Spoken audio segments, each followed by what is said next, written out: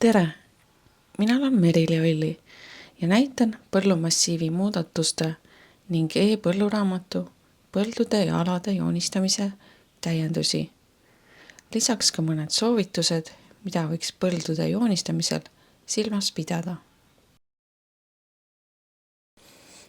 Valin pindala teenused ja põllumassiivide muudatused.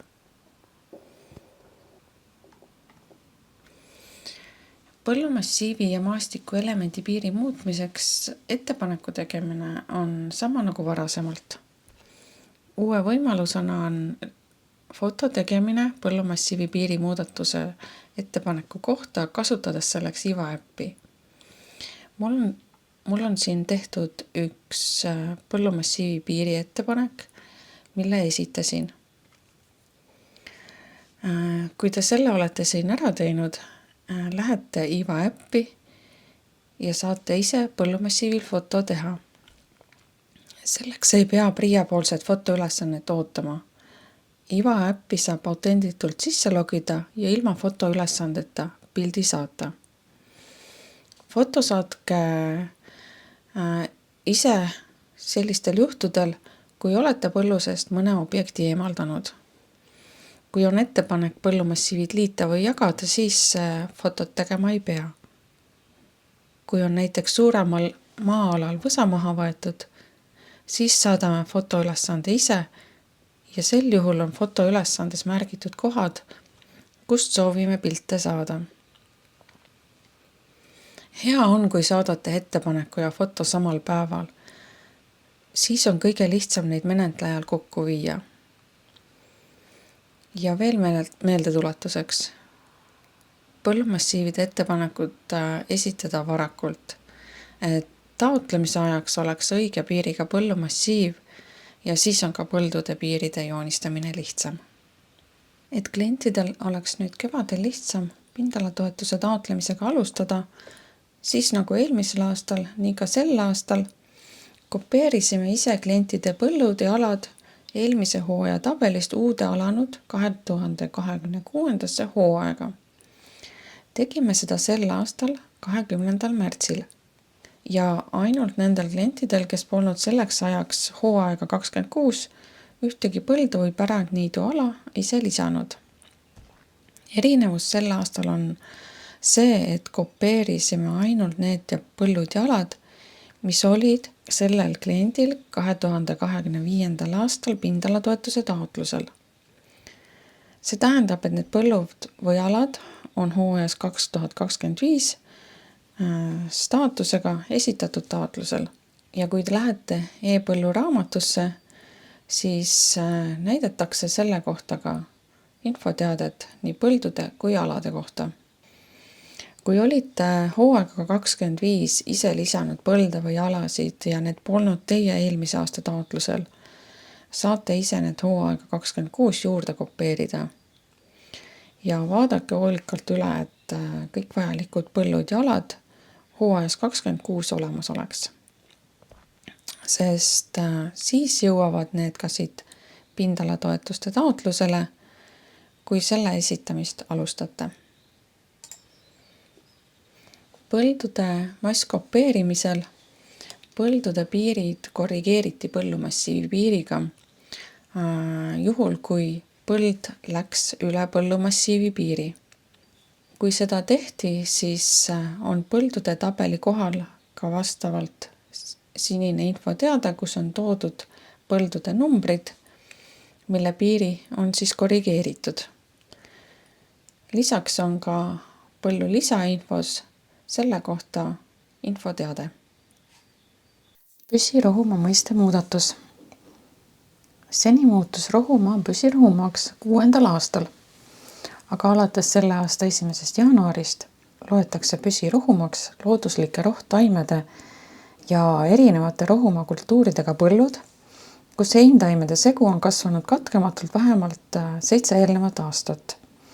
See tähendab, rohumaa muutub püsirohumaks 8. aastal.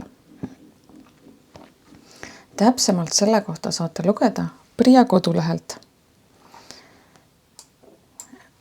Näitan kaardil, kuidas sellega arvestada põldude joonistamisel. Mul on siin üks põld, mille juures on ka näha, et on maakasutuse kontrollist tulenev veateade. Lähen kaardile. See, mida näitan, on näidisolukord selleks, et oleks lihtsam püsirohumaa mõistet ja selle muudatust selgitada. Sest päriselt tegelikult sel aastal rohumaid vanusega 6 ja 7 veel olla ei saa. On rohumaad vanusega 0–5 ja PR ehk 8. Ja näiteks kui sel aastal on sellel rohumaa osal, mis on 5-aastane, ka sel aastal heintaimed, siis järgmiseks aastaks muutub see 6-aastaseks. Kui ühel põllumassiivil on erineva vanusega rohumaid, siis 9 heintaimede põlluks saab kokku joonistada rohumaad, mille vanus on 0–6 ja 9 põlluks kokku rohumaad vanusega 7 kuni PR. Muudangi kaardil põllupiiri nii, et siin lühiajalise rohumaa põllu hulgas ei oleks enam 7 aasta vanust rohumaad. Nihutan põllupiiripunkti. Muudan ka teist põldu, mis on püsirohumaa. Ja kuna püsirohumaa ja 7-aastane rohumaa saab kokku joonistada, siis nihutan põllupiirid vastavalt rohumaa vanusele. Ja lähen põlde salvestama. Püsirohumaa maakasutusega põld on nüüd joonistatud kattuvalt püsirohumaa ja 7-aastase vanusega rohumaaga. Ja kui ma võtan järgmise põllu, mille juures mul oli eelnevalt veateade, siis on ka näha, et siin enam veateadet ei ole ja põllud on joonistatud vastavalt rohumaa vanusele. KSM vahekultuur ja selle täpsustamine. KSM-i ehk keskkonnasõbraliku majandamise toetuse lisatoetuse taotlemisel vahekultuuri kasvatamise eest on vaja märkida põllule KSM vahekultuur. Seda sai valida juba siit hooajakultuurid ja saagikus akordionist eelmisel aastal. Vajutan lisa, valin KSM vahekultuur. Aga uus täiendus on sel aastal, et siin valikus, kust valida põllumajanduskultuuri, on valikus ainult need kultuurid, mis on selle toetuse jaoks toetusõiguslikud. Ja valikusse on tulnud juurde ka mõned uued põllumajanduskultuurid, näiteks vahekultuuride segu. Täiendus on veel see, et nüüd saab KSM vahekultuuri ka täpsustada. Ja kui valitud kultuuril see võimalik on, siis siia kultuuri alla kuvatakse link täpsusta kultuuri. Valin siit täpsustatud kultuuri ja vajutan salvesta.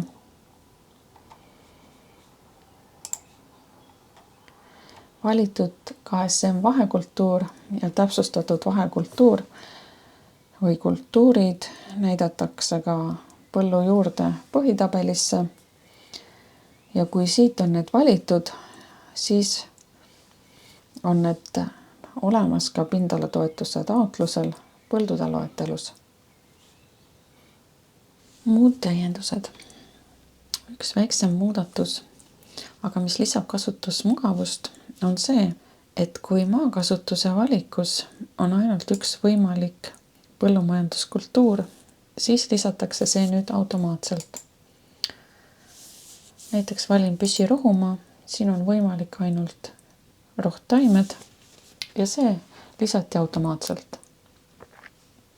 See on nii põldude loetelus pindalatoetuse taotlusel, kui valida maakasutust, ja ka siis, kui lähed kaardil põldu salvestama. Üle põllumassiivi piiri joonistamine on nüüd täpsem. Üle põllumassiivi piiri saab nüüd joonistada põldu, kui kõik üle piiri joonistatud tükid on kokku vähemalt 50 ruutmeetrit. Kui ma hakkan nüüd põllupiiri üle põllumassiivi piiri joonistama, siis kõigepealt näidatakse piir katkendliku joonega. Aga kui on nüüd üle piiri joonistatud vähemalt 50 ruutmeetrit, nagu on siit näha ka infopaneelilt, üle massiivi piiri joonistatud pindala, siis piir näidatakse pideva joonega ja saab sellise piiri salvestada. Vajutan kinnita. Kui põld on joonistatud üle põllumassiivi piiri, peab kirjutama ka selgituse.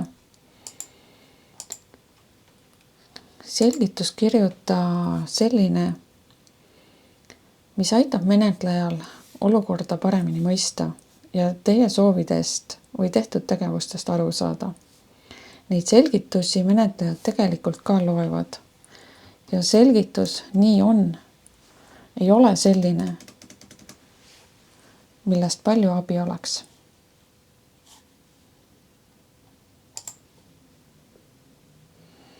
Põldude kaardil on põllupiir nüüd võimalus jagada, ühendada või asendada kaardikihil tagasi rajatud püsirohumaa oleva objektiga.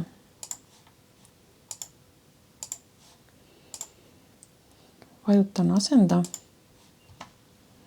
ja kui põld kattub tagasi rajatud püsirohumaaga, siis on ka see kaardikiht siin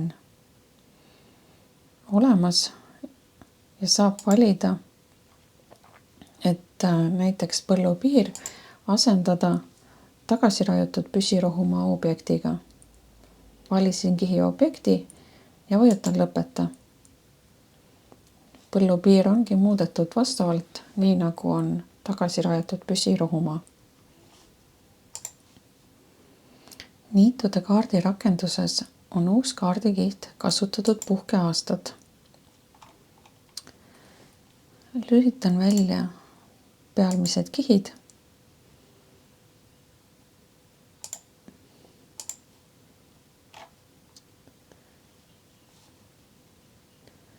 ja kihi tuultipis saab vaadata, mis aastal puhkeaasta võeti. Joonistamise nõuanded. Joonistamise osas on esimene nõuanne see, et vaadake PRIA YouTube'i kanalist joonistamise abivideosid. Leiab need, kui vajutada nuppu Vajad abi, vajuta siia ja põldude joonistamine.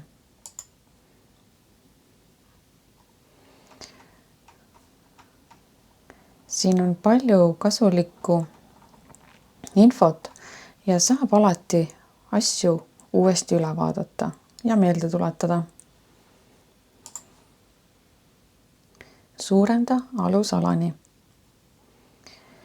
Põllu või ala lisainfos ei pruugi ühtegi veateadet või hoiatusteadet olla, aga põllu või ala piiri võiks ikkagi üle vaadata.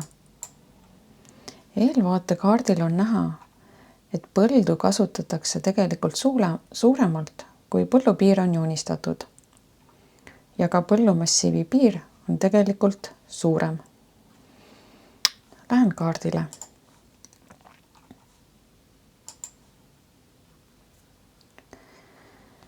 Sellisel juhul on põllupiiri lihtne kaardil suurendada põllumassiivi piiriga vastavaks.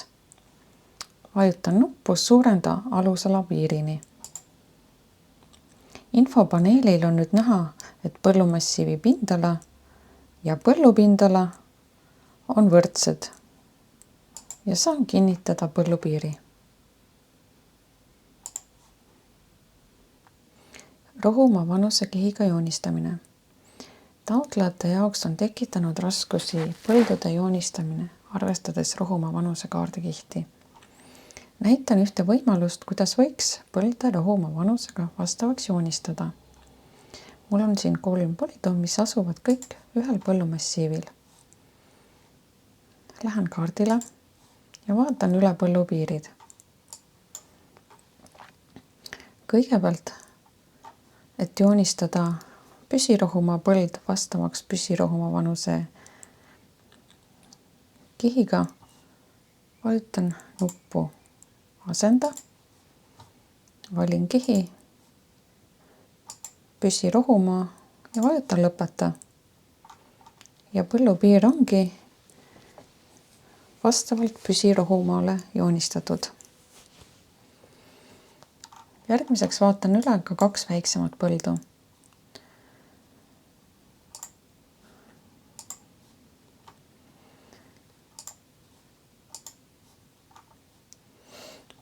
Selleks, et joonistada põld vastavalt 3-aastasele rohumaale, teen ma kõigepealt väiksemaks teise põllu, mis siin kõrval asub, et saada suurendada ka põldu siia koha peale. Vajutan uuesti asenda, valin rohumaa vanus ja 3 aastat. Ongi olemas põllupiir, mis on joonistatud siis vastavalt rohumaa vanusele 3 aastat. Ja see viimane väiksem kartulipõld, selle võin suurendada, kasutades nuppu suurenda alusala piirini. Salvestan põllud. Kui ma muid andmeid muuta ei taha, siis vajutan lihtsalt salvesta.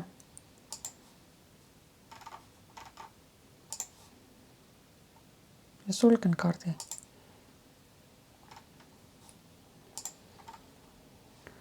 Nüüd on põllupiirid joonistatud ilusti vastavalt rohumaa vanusele.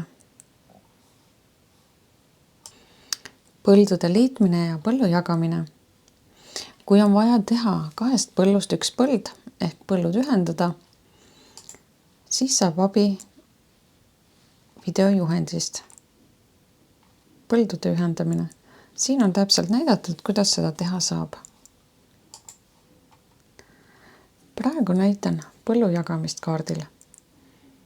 Lähen kaardile ja valin jaga.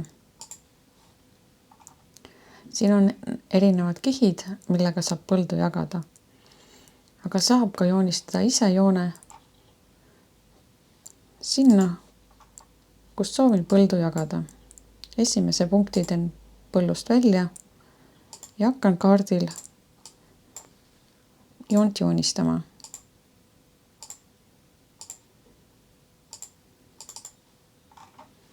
Saan veel nurgapunkte muuta siin.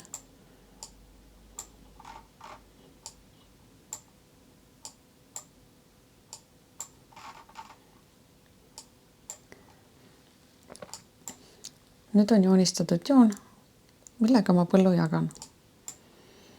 Kui mul on siin põllu sees uus põld, siis selleks joonistan ala, millega jagan selle põllu.